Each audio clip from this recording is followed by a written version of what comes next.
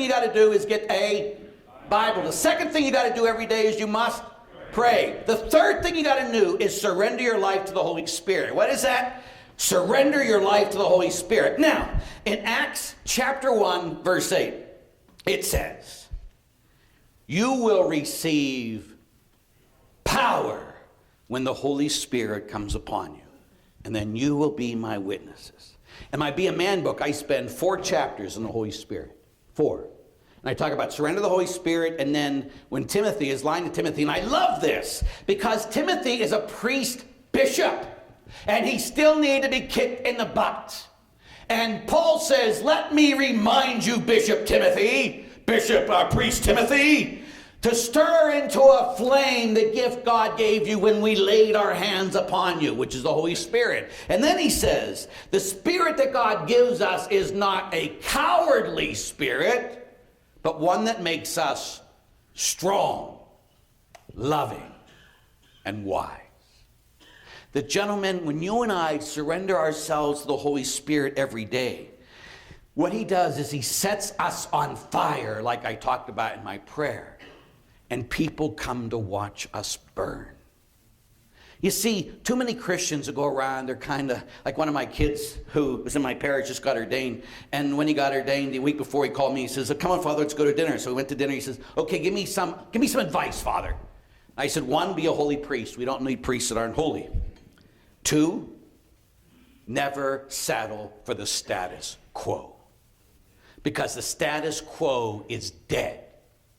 You need to see, looking where God is calling us next. And so what happens is when you surrender yourself to the Holy Spirit, then he sets you on fire.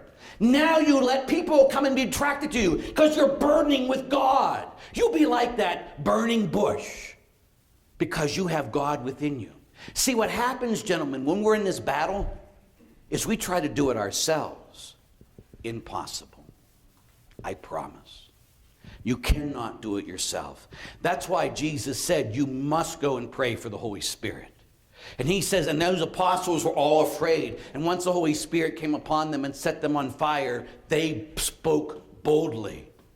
We need men today, gentlemen, that are going to speak boldly the truth of Jesus Christ in love.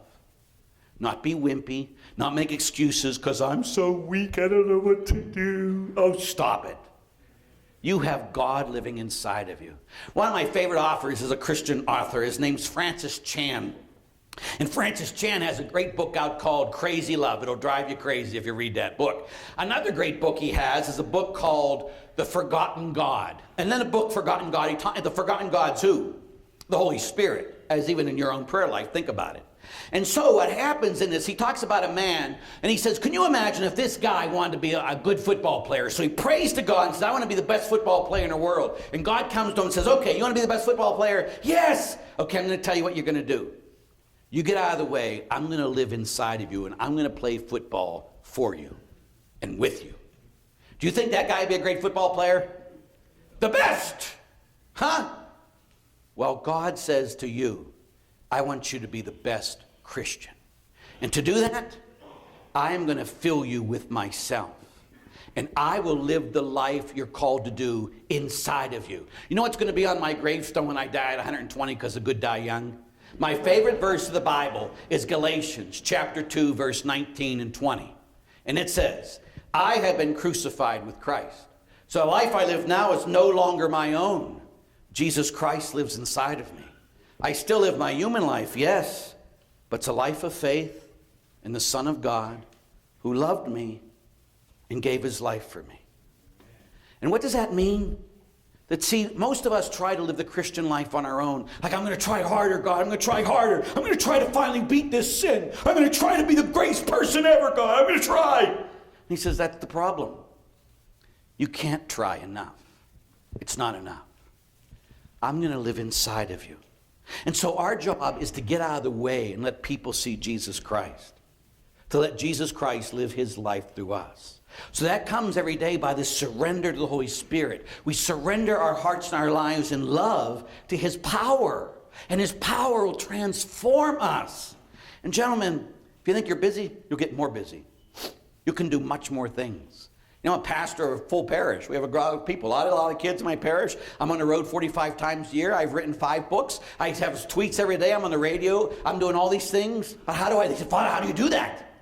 The Holy Spirit. And so can you. Don't just sit there and say, oh, you must be great, Father. I'm a piece of crap. See? He knows it. Yeah, see that? God is what's important. And it's His Spirit within me what's important. Not me and not you, gentlemen. It's God. So our job is to surrender so people no longer see us. They see Jesus Christ living inside of us. And that comes from that daily surrender to the Holy Spirit. So